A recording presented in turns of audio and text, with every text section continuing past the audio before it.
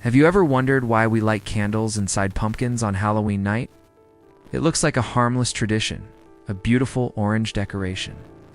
But behind it lies a tale so dark, so terrifying, that for centuries people believed if you didn't light a lantern on your doorstep on October 31st, a cursed soul might come for you. This is not just a legend. This is the story of Jack O'Lantern. Long ago, in a small and shadowy village of medieval Ireland, there lived a man known to everyone by one name, Stingy Jack. Jack was a drunk, a trickster, and a man who thrived on deceit. Nobody trusted him, nobody loved him, yet he had a frightening gift.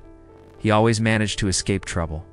In the smoky taverns, lit only by flickering candles, villagers would whisper that Jack had dealings with the devil himself.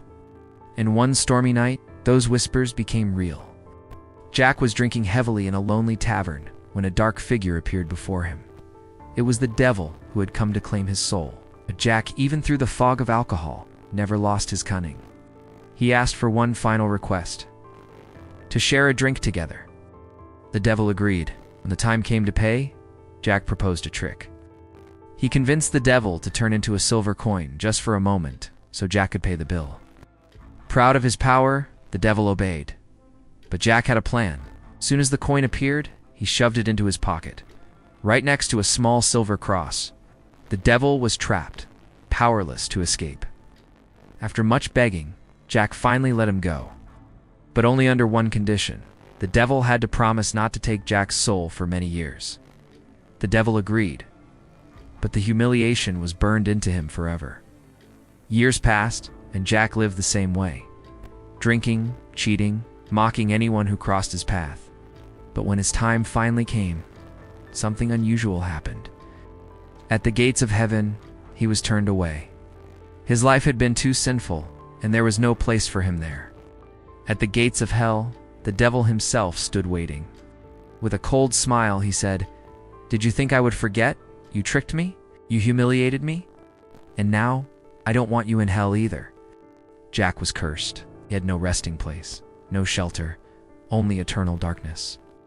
But to mock him further, the devil gave him a single burning coal, a small piece of hellfire that would never die out.